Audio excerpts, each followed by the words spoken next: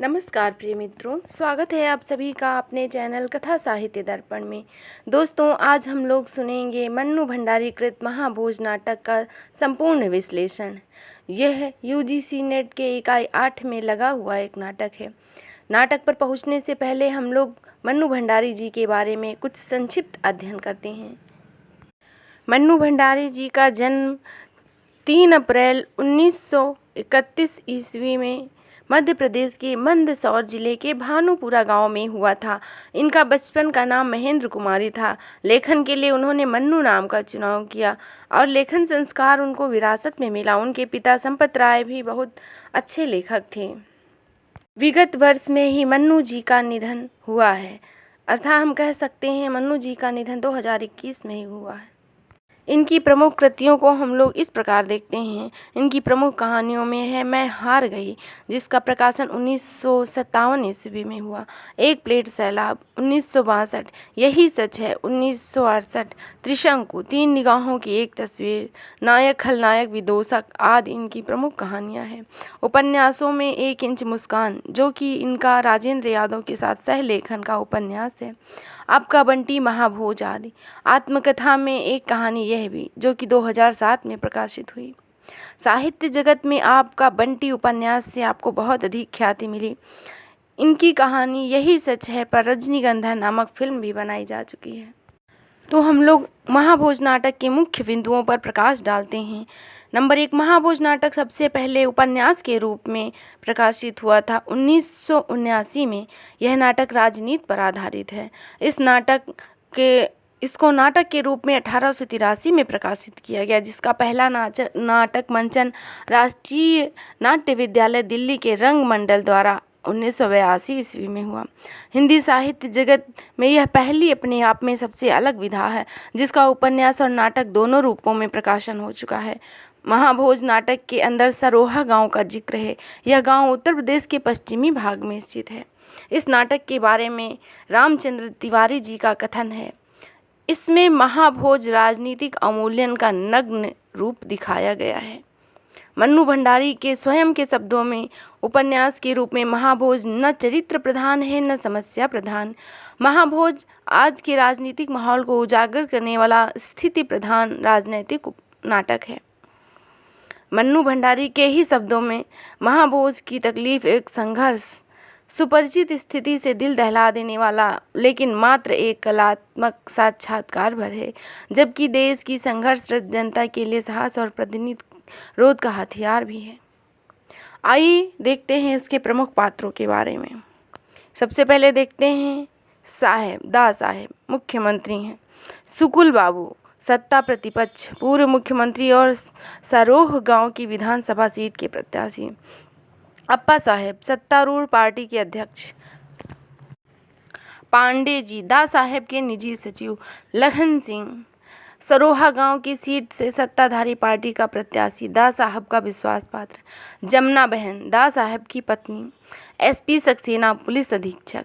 DIG Sinha, यह बड़ा ही स्वार्थी व्यक्ति है। श्रीमती सिन्हा, डीआईजी की पत्नी। दत्ता बाबू, मसाल समाचार पत्र के संपादक। भवानी, मसाल के सह संपादक। महेश, रिसर्च स्कॉलर व सूत्रधार। Narottam, press reporter. Mohan Singh, police constable. रत्ती, दा साहेब का पीए। हीरा, बिशु का पिता। बिशु उर्फ विशेषर, हरिजनों का हमदर्द, जो हरिजन बस्ती में आगजनी के सबूत इकट्ठा करने के कारण मार दिया जाता है। बिंदेश्वरी प्रसाद उर्फ बिंदा, बिशु का अभिन्न मित्र। रुकमा, बिंदा की पत्नी। जोरावर, स्थानीय बाहुबली और दा साहेब का सहयोगी। काशी, शुकुल बाबू, भूतपूर्व मुख्यमंत्री। सदाशिव अत्रे, सत्ताधारी पार्टी का अध्यक्ष। लहन सिंह, सरोह गांव की सीट के सत्ताधारी पार्टी का प्रत्याशी। लोचन भैया, सत्ताधारी पार्टी के असंतुष्ट विधायकों के मुखिया। दत्ता बाबू, मसाल समाचार पत्र के संपादक।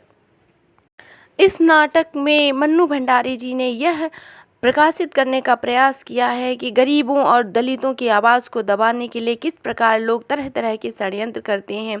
सत्ता में चटुकारिता, पद लोलुपता, लोकतंत्रीय व्यवस्था और भ्रष्टाचार के दुरुपयोग की सशक्त झलक है तथा प्रजातंत्र के चौथे स्तंभ के रूप में पत्रकारों का भी स्वार्थपूर्ण वर्णन है, जो कि बिकाऊ हो जाकर सही समाचार न दिखाकर जो सत्ताधारी पक्ष चाहता है वैसे ही समाचार प्रकाशित करते हैं तथा बेगुनाहों को फंसाने और गुनहगारों को बचाने का भी इसमें बहुत अच्छा चित्रण है। यह नाटक 11 दृश्यों में है और इसमें पात्र बहुत अधिक है। इस नाटक का कथानक इस प्रकार है। कुल 11 दृश्यों में विभाजित इस नाटक के कथानक के बारे में देखते हैं। महाभोज उपन्यास का ताना बाना उत्तर प्रदेश के सरोह गांव के इर्द गिर्द बुना गया है। यह गांव उत्तर प्रदेश के पश्चिमी भाग में स्थित है। गांव में विधानसभा की एक सीट के लिए चुनाव होने वाला है। कहानी विशेषर उर्फ बिशु की मौत की घटना से शुरू होती है। सरोह गाँव के हरिजन बस्ती में आगजनी की घटना में दर्जनों व्यक्तियों की निर्मम हत्या हो चुकी थी। बिशु के पास इस हत्याकांड के प्रमाण थे, जिन्हें वह दिल्ली जाकर सक्षम पदाधिकारियों को सौंपना चाहता था और बस्ती के लोगों को न्याय दिलवाना चाहता था। किंतु राजनीतिक षड्यंत्र और जोरावर के षड्यंत्र के कारण बिशु को चाय में 2 लोगों को और भेजकर जहर मिलवा दिया जाता है, जिसके चलते उसकी मृत्यु हो जाती है। बिशु के मौत के बाद उसका साथी विंदेश्वरी उर्फ बिंदा इस प्रतिशोध को जिंदा रखता है। बिंदा को भी प्रताड़ित किया जाता है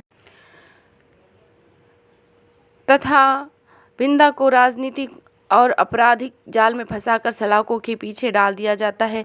पिछड़ी और वंचित जाति के लोगों के साथ अत्याचार और प्रतिनिधि चरित्रों द्वारा उसका प्रतिरोध इस नाटक को गति प्रदान करता है। पहले दृश्य में हम देखते हैं बिशु की मां अपने बेटे के लाश के पास छाती पीट पीट कर रो रही है। बाप घुटनों पर सिर रखकर झुका हुआ बैठा है। चारों तरफ लोग जमा है। माहौल में सनसनी और तनाव है।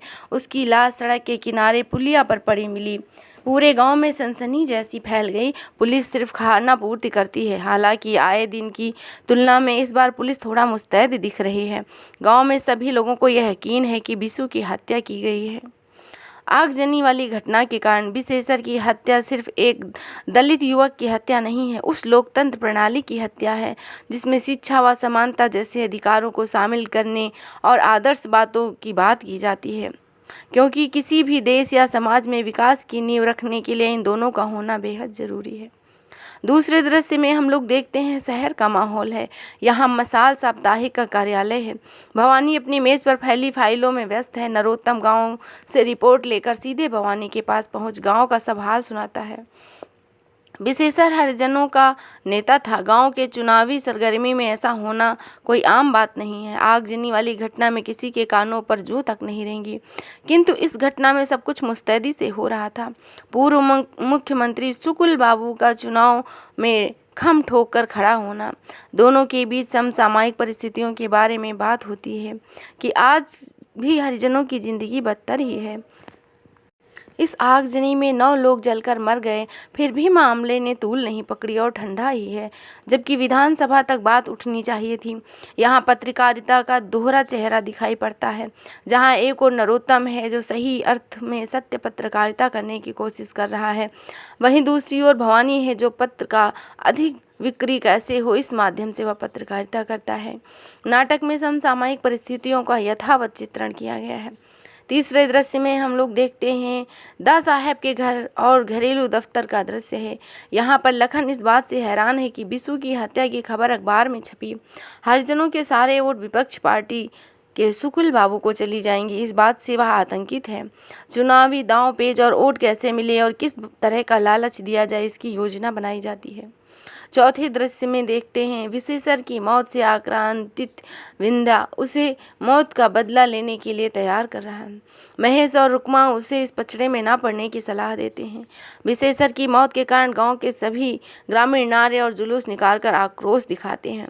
वहीं सुकुल बाबू गांव में जनसभा करते हैं। आगामी चुनाव के मद्देनजर जनसभा का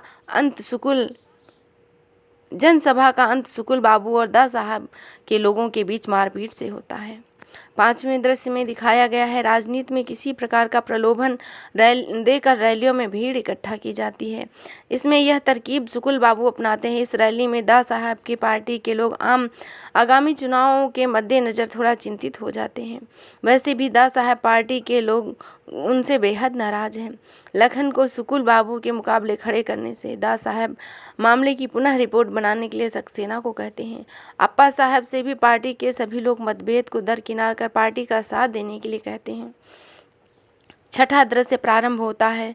वहाँ पे दिखाया गया है मसाल का दफ्तर, जहां महेश और बिंदा नरोत्तम के कहने पर आगजनी का सबूत लेकर आते हैं। दत्ता बाबू द्वार ढंग से और मामले की गंभीरता को न समझते हुए बेहद लापरवाही के साथ पेश आते हैं, जिससे वे दोनों गुस्से में वापस चले जाते हैं। नरोत्तम का इस बात से आग बबूला हो मसाल छोड़ने की बात करना छठे दृश्य में दिखाया गया है। फिर सातवां दृश्य प्रारंभ होता है। सातवें दृश्य में गांव के दास साहब के जन संबोधन की तैयारी जोरों से है, जिसमें जोरावर पूरी व्यवस्था का जायजा खुद बारीकी से ले रहा है। इस बात से जोरावर खुद बहुत तिरस्कृत महसूस करता है। इसी बीच काशी, जो कि सुकुल बाबू के विरोधी पार्टी के सदस्य हैं, इस मौके का फायदा उठाते हैं और जोरावर को भड़काकर चुनाव में खड़ा होने की राय देते हैं। आठवें दृश्य में दिखाया गया है एसपी सक्सेना बिशु की मौत की पुनः तहकीकात करने गांव में आता है। समूचे गांव में खलबली मची हुई। सक्सेना एक एक कर सबकी गवाही लेता है। बिंदा ने साफ साफ जोरावर का नाम बताया और आगजनी के पीछे भी उसी का हाथ होने के कारण वो विशु के जान का दुश्मन था। आगजनी के सबूत भी विशु ने इकट्ठे किए थे, जिसमें जोरावर की संलिप्तता थी। पोस्टमार्टम के रिपोर्ट में भी जहर की बात से मौत का पता चलता है। नवां दृश्य प्रारंभ होता है। अचानक सक्सेना के रेस्ट हाउस पर रात को महेश आता है। बिंदा की गवाही के कारण उसकी पिटाई की बात बताता है। जिन लड़कों ने बिशु को जहर दिया था उसके बारे में भी बताता है। उन दोनों को पकड़ लीजिए, वही एकमात्र सबूत है, नहीं तो बिंदा ही उसे मार डालेगा। दोनों लड़के टिटहरी गांव के हैं, बिंदा भी वहीं गया है। सातवां दृश्य प्रारंभ होता है। सक्सेना की रिपोर्ट में जोरावर को साफ साफ हत्यारा घोषित किया गया है। जोरावर के चुनाव में खड़े होने से होने वाले नुकसान से दास साहब हैरान हो जाते हैं।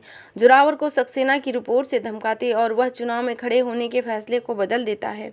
दास साहब इस मामले में बिंदा को विशु का हत्यारा बताते हैं कि रुकमा के साथ संबंध को बिंदा बर्दाश्त नहीं कर पाया। चोरी छिपे उसने इस कार्य को अंजाम दिया। दास साहब ने DIG को कहा, सक्सेना को सस्पेंड करो और बिंदा को गिरफ्तार करो। इस दृश्य में राजनीति में व्याप्त शक्ति का दुरुपयोग साफ साफ दिखाई पड़ता है। 11वें दृश्य में जोरावर के घर पर जश्न का माहौल है, जहां उसके बिशु के हत्या के मामले से साफ बाहर निकल जाने की खुशी में नाचने वालियां बुलाई गई हैं। दूसरी तरफ सिन्हा IG के प्रमोशन और शादी की 25वीं सालगिरह का जश्न मना रहे हैं। उधर थाने में बिंदा को मार मार कर बिशु से खून का इकरार करवाने में लगे हुए हैं। महाभोज नाटक दृश्य में दास साहब के घर का भी माहौल दिखाया जाता है। कभी थाने में पिटता हुआ बिंदा का, एक तरफ दास साहब बिंदा को फंसाकर दुनिया के सुख और आराम फरमा रहे हैं, वहीं बेकसूर बिंदा दर्द से कराह रहा है। पुनः जोरावर के घर का दृश्य है, सिन्हा की पार्टी का दृश्य है और दास साहब के खाने पीने का दृश्य आता है। यह सभी महाभोज चलते रहते हैं। फिर थाने का दृश्य आता है। बिंदा कराह रहा है, महेश वहां जाकर कुछ भी नहीं कर पाता और नाटक समाप्त हो जाता है। निष्कर्षतः यह कहने में कोई अतिशयोक्ति नहीं होगी कि मन्नू भंडारी का महाभोज नाटक अपने नाम को पूरी तरह से सार्थक करता है। महाभोज अर्थात बड़ा महाभोज, बड़ा आयोजन जिसमें खाने के लिए बड़े बड़े लोग आमंत्रित किए जाते हैं। किंतु यहाँ पर बड़ा भोज किसी खाने को लेकर नहीं, बल्कि व्यक्ति वर्ग की अस्मिता से जुड़ा हुआ है। इस नाटक में मन्नू भंडारी ने राजनीति के सिर्फ एक ही रूप को नहीं दर्शाया है, अपितु अपने प्रयासों के माध्यम से उन्होंने ऐसी चीज़ों को भी उजागर किया है जो कि सहज नहीं है। तो निष्कर्षतः हम लोग यह कह सकते हैं कि महाभोज सामाजिक यथार्थ का रूखांकन मात्र नहीं है, यह बहुत सोचे समझे रचनात्मक डिज़ाइन की उत्पत्ति है। इस नाटक को उन राजनीतिक नाट्य रचनाओं में गिना जाएगा जो सिर्फ दर्शकों की भावनाओं और आक्रोश का दोहन मात्र नहीं करती, बल्कि यथार्थ की क्रूर और विचलित कर देने वाली छवि के शक्तिशाली प्रक्षेपण के द्वारा दर्शकों की नैतिक संवेदना को चुनौती देती हैं और उन्हें अपने विवेक की खोज की प्रवृत्ति में लिप्त करती हैं। और सबसे ज़्यादा यह नाटक मन्नू भंडारी की संवेदनशीलता, जागरूकता की एक देन है और नाटककारों की श्रेणी में उनके चिर अभिष्ट आगमन का प्रमाण है। तो इस तरह हम लोग सुन रहे थे मन्नू भंडारी जी द्वारा लिखित नाटक महाभोज। आशा करती हूँ यह नाटक आपको पसंद आया होगा। तो फिर मिलते हैं, तब तक के लिए धन्यवाद।